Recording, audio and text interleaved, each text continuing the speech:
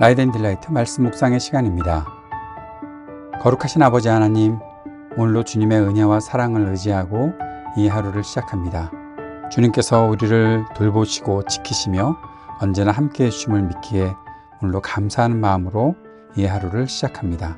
주님, 주님의 그 능력의 손을 우리에게 펼쳐주시고 우리가 주님의 손을 꼭 붙잡고 주님과 매 순간 동행하며 살아가도록 인도하여 주옵소서. 무엇보다 오늘도 주님의 말씀 듣기를 소망합니다. 주님께서 말씀하여 주실 때 우리의 귀가 열려 주의 말씀을 듣게 하시고 생각을 열고 주님의 말씀을 깨닫게 하시고 우리의 마음을 열어 주님 말씀을 새기고 주님 말씀에 순종하며 살아갈 수 있도록 인도하여 주옵소서. 오늘도 우리를 성령으로 충만케 하시기를 간절히 구합니다. 예수님 이름으로 기도드립니다. 아멘. 오늘은 누가복음 7장 18절에서 35절까지 말씀을 함께 읽고 묵상하겠습니다. 누가복음 7장 18절에서 35절까지의 말씀을 새 한글 성경으로 읽겠습니다. 요한의 제자들이 요한에게 이 모든 소식을 전했다. 그러자 요한이 자기 제자 가운데 2명을 가까이 불렀다. 그들을 주님께 보내어 여쭙게 했다. 오신다는 분이 바로 선생님이십니까? 아니면 다른 분을 우리가 기다려야 할까요? 그 사람들이 주님께 이르러 여쭈었다. 세례자 요한께서 우리를 보내어 선생님께 여쭈어 보라고 했습니다. 오신다는 분이 바로 선생님이십니까? 아니면 다른 분을 우리가 기다려야 할까요? 마침 그 시간에 예수님이 많은 사람들을 여러 가지 질병과 괴로움에서 그리고 악한 영들한테서 벗어나게 해 주셨던 것이다. 또 많은 시각장애인들에게 은혜를 베푸셔서 보게 해 주셨던 것이다. 예수님이 그들에게 대답하셨다. 가서 요한에게 여러분이 보고 들은 것을 전하세요. 시각장애인들이 다시 보고 지체장애인들이 걸어 다닙니다. 심한 피부병 앓는 사람들이 깨끗해지고 청각장애인들이 듣습니다. 죽은 사람들이 일으킴받아 살아나고 가난한 사람들이 좋은 소식을 듣습니다. 복 있습니다. 누구라도 나 때문에 걸려 넘어지지 않을 사람은. 요한의 심부름꾼들이 떠난 뒤에 예수님이 무리들한테 요한을 두고 말씀하기 시작하셨다. 여러분은 뭘 구경하려고 광야로 나갔습니까? 바람에 흔들리는 갈대입니까? 아니면 뭘 보러 나갔습니까? 고운 옷 입은 사람입니까? 보세요. 눈부신 옷을 입고 사치스럽게 사는 사람은 궁궐에 있습니다. 아니면 뭘 보러 나갔습니까? 예언자입니까? 그렇습니다. 여러분에게 말합니다. 예언자를 넘어서는 사람입니다. 이 사람을 두고 성경에 이런 말씀이 적혀 있어요. 자, 나의 소식꾼을 너보다 앞서 보낸다. 그가 너의 앞에서 너의 길을 마련할 것이야. 여러분에게 말합니다. 여자에게서 태어난 사람들 가운데 요한보다 큰 사람은 아무도 없습니다. 그러나 하나님 나라에서는 아무리 작은 사람이라도 요한보다 큽니다. 온 백성이 게다가 세금업자들도 요한의 말을 들었습니다. 그러고는 그들이 하나님을 정의로우신 분이라고 했습니다. 요한의 세례를 받았던 것입니다. 그런데 바리새파 사람들과 율법 전문가들은 자기들을 위한 하나님의 뜻을 헛되게 했습니다. 요한에게 세례를 받지 않았던 것입니다. 그러므로 내가 이 세대 사람들을 무엇과 같다고 할까요? 그들은 무엇과 같습니까? 그들은 장터에 앉아서 서로 외쳐대는 아이들과 같습니다. 아이들이 말합니다. 우리가 너희에게 피리를 불어주어도 너희는 춤추지 않았다. 장례의 노래를 슬피 불러도 울지 않았다. 세례자 요한은 와서 빵도 먹지 않고 포도주도 마시지 않았습니다. 그랬더니 여러분은 말하기를 그가 귀신 들렸다라고 말합니다. 인자는 와서 먹고 마셨습니다. 그랬더니 여러분은 말합니다. 이봐, 이 사람 엄청 먹어대고 포도주도 마셔야 되는군. 세금업자들과 죄인들의 친구로군. 그러나 지혜는 자기의 모든 자녀들에게 옳다고 인정을 받습니다. 예수님께서 100명 대장의 종을 고쳐주시고 또 나인성에서 죽은 아들을 살려주신 그 일들을 한 이후에 요한의 제자들이 요한에게 지금까지의 모든 소식을 전했다라고 18절부터 시작하고 있습니다. 그 이야기를 들었던 요한이 제자 가운데 2명을 불러서 예수님께 보내어서 물어보라고 하죠. 오신다는 분이 바로 선생님이십니까? 아니면 다른 분을 기다려야 될까요? 왜 요한이 이런 질문을 할까요? 요한에게 있어서 예수님이 세례를 받으실 때 요한에게 세례를 받으시는 그때에 하나님께서 분명히 음성을 들려주시고 하나님의 그 성령의 임하심들이 나타났었는데, 그런데 요한이 그 예수 그리스도를 보면서 자신이 예수님을 어떻게 인정하는가, 메시아라고 인정하는 사실들이 분명히 있었는데, 요한이 옥에 갇혀 있을 때 이 소식을 들으면서 과연 메시아가 오신 것이 맞나? 라는 질문이 생겼던 거죠. 왜 그랬을까요? 여러 이유들이 있겠지만 가장 중요한 것은 그거가 아닐까 생각합니다. 왜냐하면 예수님이 메시아이신데, 메시아로서 오셔서 메시아의 역할을 하시면 온 백성이, 사람들이 정말 좋아하고 우리를 구원하실 분이 오셨다라는 것 때문에 많은 사람들이 정말 예수님을 반갑게 맞아들여야 한다라는 생각을 했을 텐데, 지금 예수님은 뭔가 이렇게 죄인들의 친구로 지내시고 많은 사람들을 고쳐주시기도 하지만, 뭐 죽은 사람을 살리시기도 하지만, 그런데 왜 율법을 알고 있는 바리새파 사람들이나 율법학자들에게 배척을 당하시지? 왜 사람들이 다 예수님을 좋아하는 것이 아닐까? 뭐 그런 생각을 하고 있었던 것 같습니다. 그래서 확인을 해보고 싶었던 거죠. 제 아들을 보내서 예수님이 바로 그 메시아가 맞는지 한번 본인에게 직접 물어봐야 되겠다. 그래서 제자들을 보낸 거죠. 그래서 그 제자들이 예수님께 물어보았는데, 누가가 쓰고 있는 아주 특별한 표현, 마침 그 시간에 21절에 그때라고, 마침 그 시간에 예수님께서 어떤 일을 하고 계셨는가 나타나 있죠. 많은 사람들이 질병과 괴로움에서, 악한 영들에게서 벗어나고 눈먼 사람들이 눈을 떠서 보게 되는 일들이 나타났다는 거예요. 그래서 요한에게 당신들이 들었던 것 전해주라. 그렇게 그 제자들에게 얘기하죠. 시각장애인들이 다시 봅니다. 지체장애인들이 걸어 다닙니다. 심한 피부병 앓는 사람들이 깨끗해집니다. 청각장애인들이 듣습니다.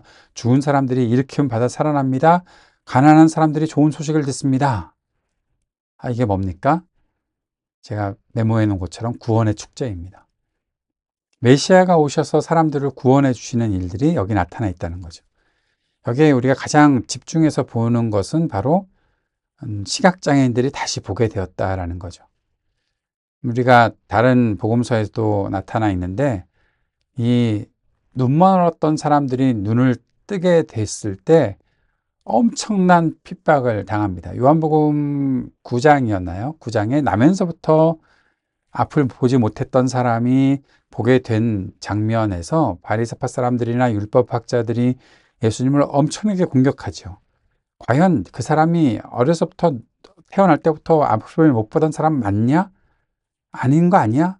심지어는 그 눈을 뜨게 된 사람에게 가서도 계속해서 핍박하면서 얘기하죠. 너 정말 맞아? 그 부모까지 불러서 얘기하잖아요.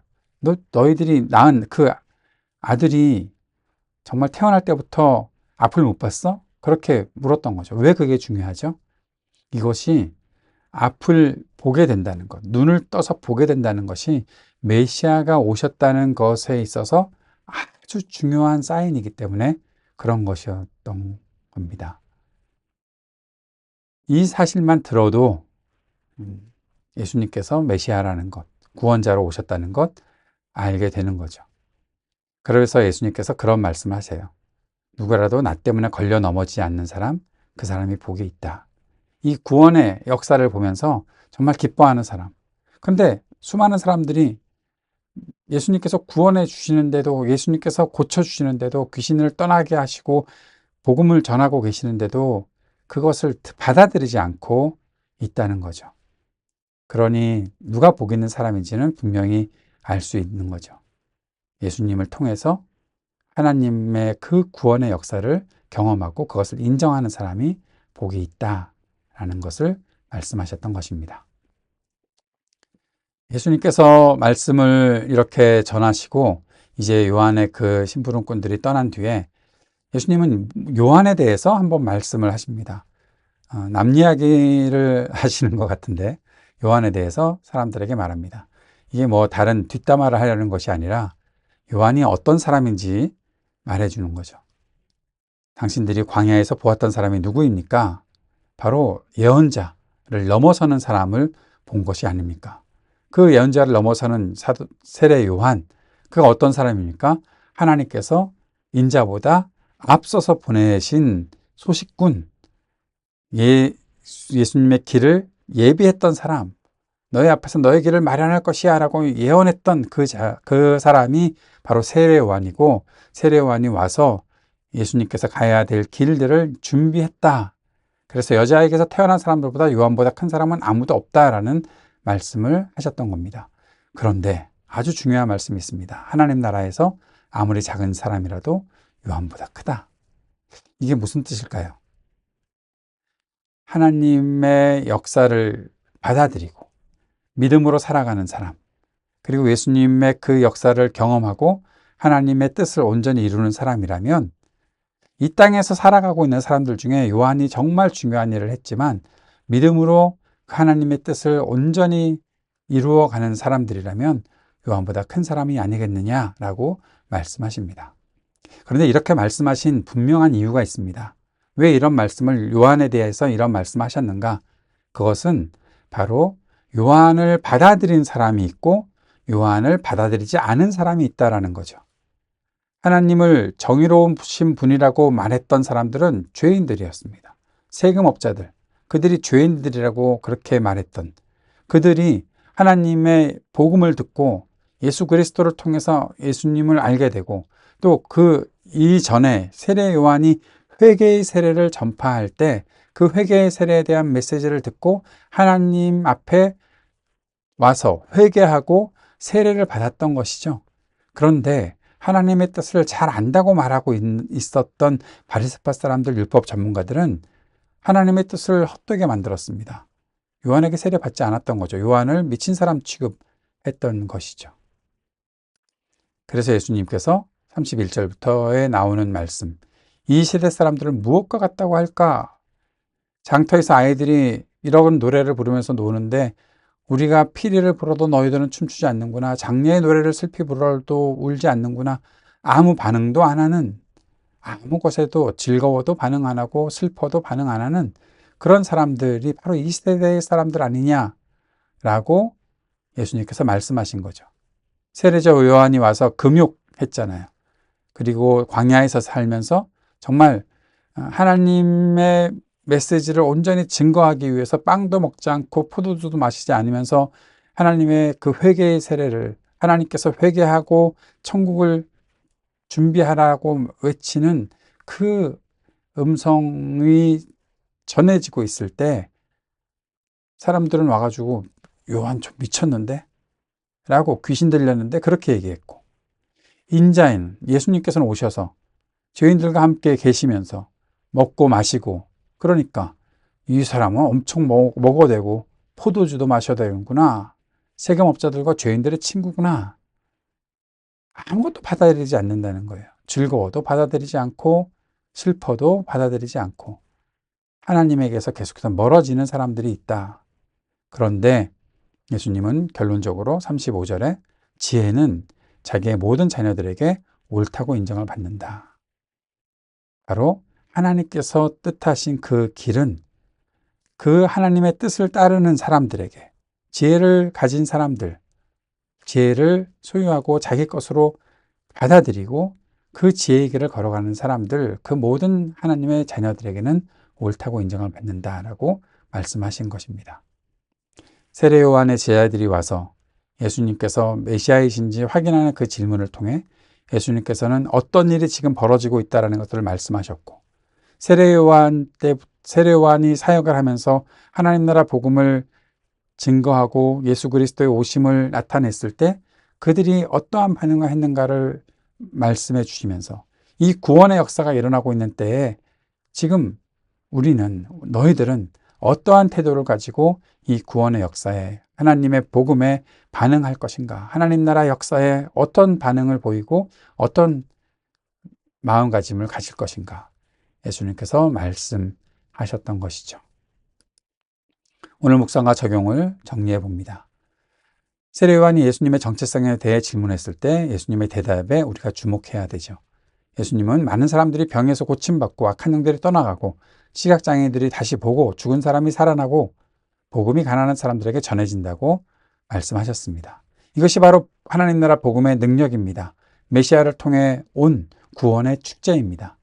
우리들에게 바로 이러한 역사가 나타날 수 있습니다. 하나님 나라 복음을 따라 살다 보면 바로 우리가 눈을 뜨게 되고 또 우리 안에 생명의 힘들이 생기게 되고 활력을 찾게 되고 가난한 사람들에게 복음이 증거되고 그들을 위해서 정말 예수님이 나인성 과부의 그 죽은 아들을 살려주셨던 것처럼 바로 사람을 소중히 여기고 사람을 아끼는 마음으로 하나님 나라 복음의 역사를 이루어가는 일들이 나타나게 될 것입니다. 예수님께서 그 구원의 축제가 어떻게 일어나는지, 예수님께서 이 땅의 통치자이심을 드러내실 때 어떤 일들이 일어나는지 오늘 다시 한번 마음에 새길 수 있기를 바랍니다. 세례요한의 메시지를 듣고 회개하고 세례받은 사람들이 지혜의 자녀들이죠. 하나님의 말씀 선포 앞에서 올바른 반응을 우리가 할 수 있어야 하겠습니다. 오늘도 주님의 말씀이 들려올 때 우리가 어떠한 반응을 보일 것인지 다시 한번 주님 앞에서 우리가 우리 자신의 모습을 바라볼 수 있기를 바랍니다. 이 세대는 말씀에 반응하지도 않고 말씀과 거리가 너무 먼 세대가 아닌가 저는 생각해 봅니다. 지혜는 하나님의 뜻과 목적에 온전히 반응하는 것이고 하나님께 순종하는 것입니다. 오늘 무슨 일이 우리 앞에 일어나고 있습니까? 우리가 어떤 요청을 받고 있고 어떤 메시지를 듣고 있습니까? 주님께서 가르쳐 주신 기도 함께 드리겠습니다. 하늘에 계신 우리 아버지, 아버지의 이름을 거룩하게 하시며 아버지의 나라가 오게 하시며 아버지의 뜻이 하늘에서와 같이 땅에서도 이루어지게 하소서. 오늘 우리에게 일용할 양식을 주시고 우리가 우리에게 잘못한 사람을 용서하여 준 것 같이 우리 죄를 용서하여 주시고 우리를 시험에 빠지지 않게 하시고 악에서 구하소서. 나라와 권능과 영광이 영원히 아버지의 것입니다. 아멘.